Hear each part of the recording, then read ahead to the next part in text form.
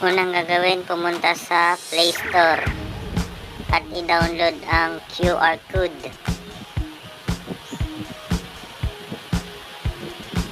Yan, download ang QR code scanner.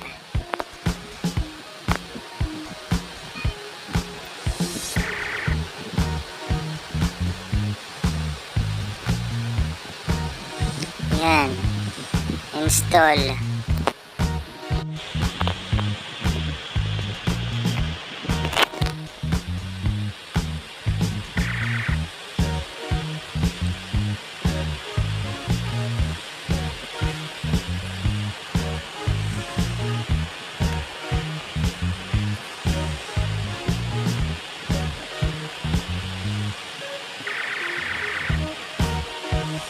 Loading.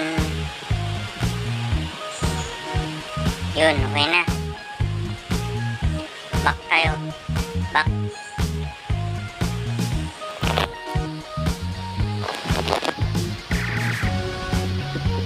Buksan natin ang QR code scanner para ma-scan natin yung nasa box.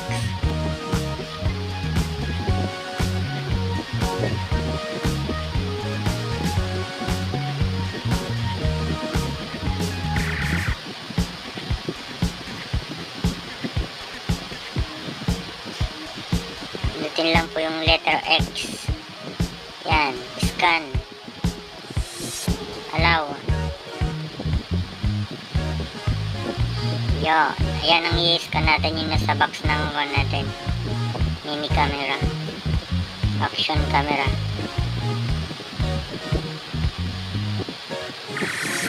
Pindutin lang yung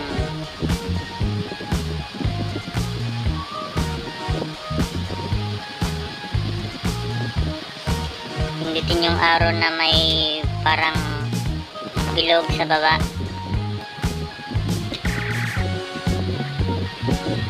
Yan, papakita na Go Track. So kailangan natin i-download yung Go Track. Tara, download na natin. Punta ulit tayo sa Play Store. Back tayo. Play Store. Yan. Search Go Track.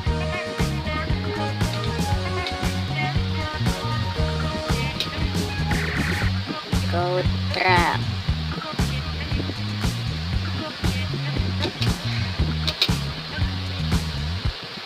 Yun. Pag na-install nyo na siya, okay na yan. Na-install ko na kasi kaya open na lang nakalagay. So, back ulit tayo. Punta ulit tayo dun sa scanner. I-scan naman natin yung isa. Bali kasi dalawa kasi yan eh. Yan, scan ulit. Yan.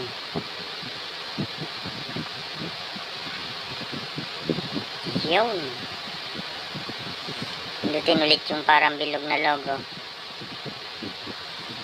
Go plus cam. So, yan ang i-download ulit natin. Go plus cam.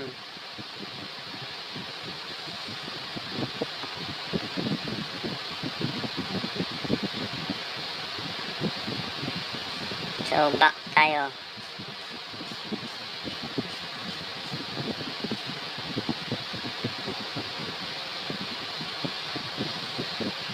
Punta ulit sa Play Store at i-search yung Go plus cam.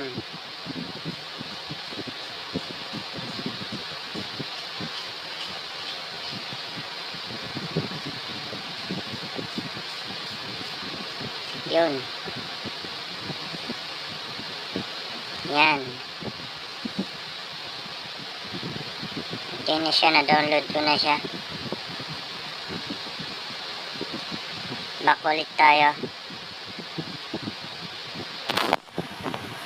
Tapos pumunta tayo dun sa action cam natin. Buksan natin ito. I-on lang natin. Para makita natin yung password.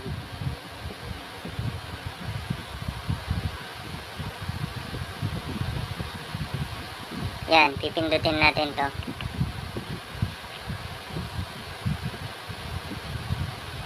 Yun. And then, yung may logo na wifi, ito pangalawa, sa taas. Pindutin lang natin.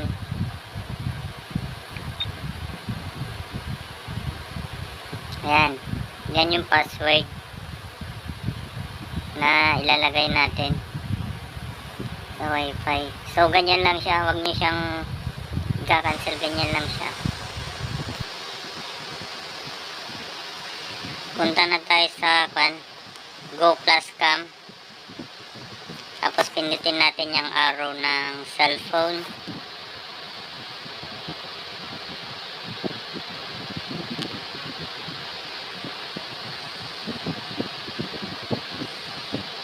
Loading. Yan. Papakita dyan yung action cam. Pindutin natin. Tapos ilagay natin yung password na yung nasa camera kanina. Yan, nakalagay na sa akin. Okay na yun. Tapos pumunta tayo sa GoTrack. Automatic na siya. Napapanood na. Yan. Okay na siya. Ganun lang po kasimple.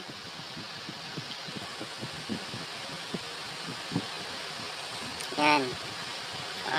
Okay na. Ganun lang po kasimple. Kayang-kaya. Marami pong salamat. Thanks for watching. Please subscribe, like, and share po. Thank you.